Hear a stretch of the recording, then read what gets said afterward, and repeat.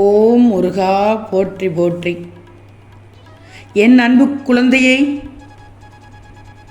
இந்த முருகன் உன்னை கவனித்துக் கொண்டுதான் வருகிறேன். ஏதோ பெரிதாக நடந்தது போல் யோசித்துக் கொண்டிருக்கிறாய். அப்படி என்ன நேர்ந்தது? அதை சொல்ல நீ தயங்கினாலும் இந்த திருச்செந்தூர் முருகன் அறிவேன். செல்வமே, இன்று சஷ்டி, உனக்கான நாள். என்று செவ்வாய், எனதான நாள். சஷ்டியும் செவ்வாயும் ஒன்று சேர்ந்த வேளையில் உனக்கானது உன்னிடத்தில் கிடைக்கப் போகிறது. சந்தோஷம்தானே?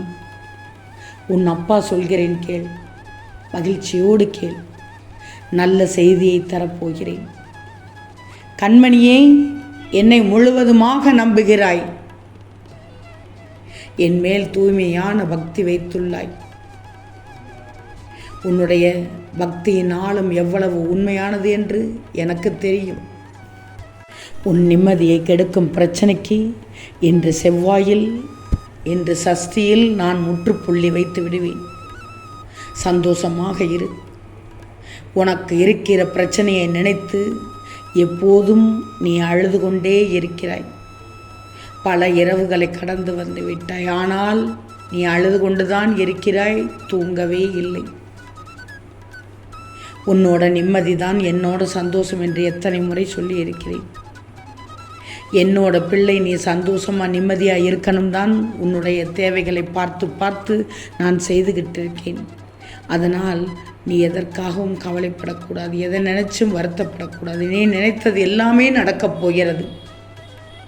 உன்னுடைய பல நாள் கனவை நனவாக்கி காண்பிக்கப் போகிறேன். இது நாள் வரை எதை நினைத்து கவலைப்பட்டு கொண்டு உள்ளம் குமரி கொண்டு இருந்தாயோ அந்த பிரச்சனைக்கெல்லாம் முற்றுப்புள்ளி வைத்து விடுவேன். நீ விருப்பப்பட்ட வாழ்க்கை உன்கிட்டேயே எடுத்து வந்து சேர்த்து விடுவேன். நீ எதிர்பார்த்த நிம்மதியான மகிழ்ச்சியான வாழ்க்கை வாழ்ந்து விடுவாய். அதில் எந்தவித சந்தேகமும் இல்லை. நீ ஏன் அழுது கொண்டிருக்கிறாய்? தேவையில்லாமல் கண்ணீர் சிந்தாது. எல்லாம் உனக்கான நாளாகத்தான் விடிந்துள்ளது.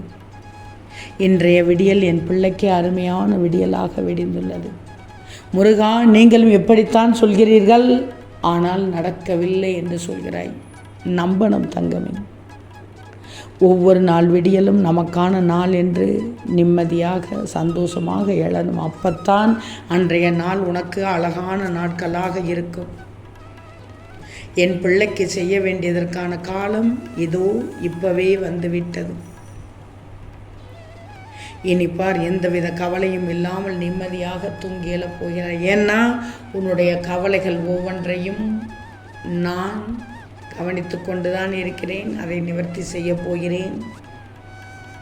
உனக்கான இன்றைய விடியல் நல்லதாக விடிந்துள்ளது. அதை அற்புதமாக மாற்ற வேண்டியது உன்னுடைய பொறுப்பு. நன்றி சொல்ல என்னுடைய ஆலயத்திற்கு நீ வரப்போகிறாய். உன் முருகன் நான் கேட்கிறேன். நீ வேதனைப்படுகிறாயா? இதென்ன முருகா இப்படி கேள்வி கேட்கிறீர்கள்? அப்படித்தானே இப்போது உன் மனசில் தோணுது. என் மீது நம்பிக்கை இருக்கிறதா? உங்கள் மேலே நம்பிக்கை இருப்பதால் தானே அனைத்து வேண்டுதல்களையும் கோரிக்கைகளையும் பிரச்சனைகளையும் பிரார்த்தனைகளையும் வச்சுக்கிட்டு இருக்கேங்கிறது என் காது கேட்குது. பிரச்சனைகளை கூட நான் உங்களிடம் ஏன் சொல்கிறேன் என்றால் நீங்கள் ஏதாவது நிவர்த்தி பண்ணுவீர்கள் என்றுதான். இந்த முருகன் ஒன்று சொல்லட்டுமா? முதல்ல உன் வேதனையை கஷ்டமாக நினைக்காதே.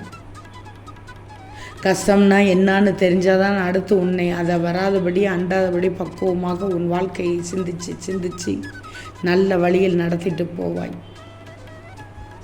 நான் சொல்ல வர்றது என்னன்னு தெரியுமா? பொறுமையாக இரு, பொறுமையாக கேளு. முதல்ல உன்கிட்ட இருக்கிறவங்களை, உன்னை சுற்றி உள்ள உறவுகளை மட்டும் பார்த்து நல்லவரோட தான் சேர்ந்து இருக்கமா இல்லையான்னு முதல் தெரிஞ்சுக்கும். அப்பத்தான் உன்னுடைய வளர்ச்சி, உன்னுடைய முன்னேற்றம் தொடர்ந்து வெற்றிகரமாக அமையும். ஒரு சிலர் பேச்சு உனக்கு சாதகம் இல்லைன்னா அவர்களை விட்டு ஒரு அடி தள்ளி போய் நிற்க பழகிக்கும். அவர்களை விளக்கவும் கூடாது, ஒதுக்கவும் கூடாது, வெறுக்கவும் கூடாது. நான் சொல்வதை கேட்டுக்கோ.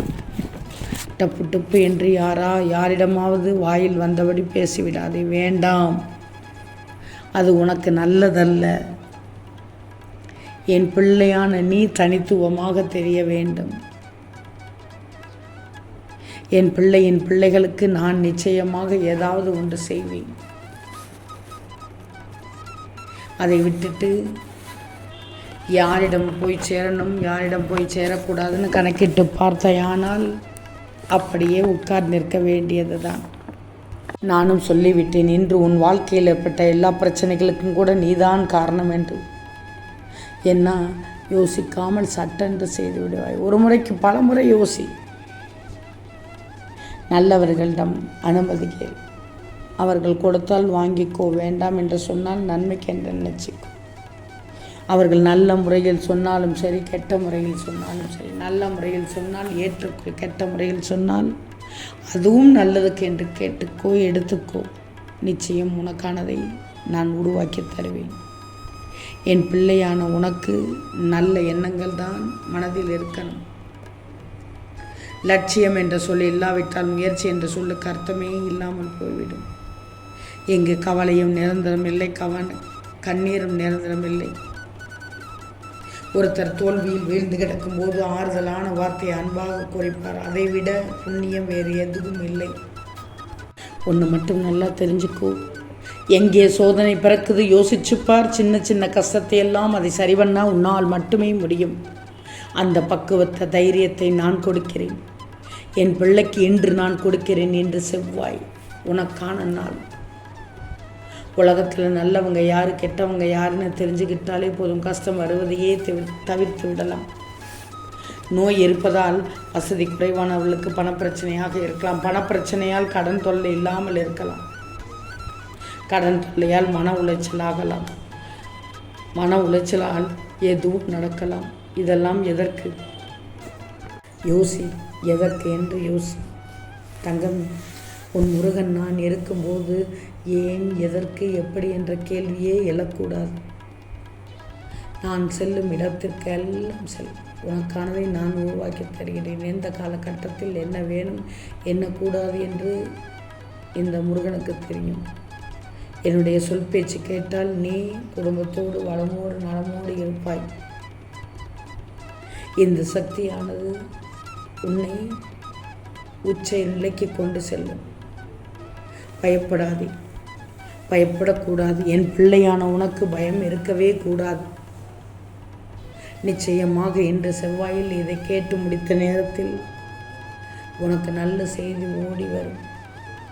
இந்த செவ்வாய்க்கிழமை பதிவு என் பிள்ளைக்கான பதிவு. வாழ்க்கையில் அற்புதம் ஏற்றும் நிகழ்வாக இருக்கும். தங்கமே, இன்றைய நாள் இனிமையான நாளாக தந்ததற்கு நன்றி என்று சொல்லிவிட்டு உன் காரியத்தை செய். அனைத்தும் நல்ல விதமாக நடக்கும். ஓம் முருகா போற்றி போற்றி.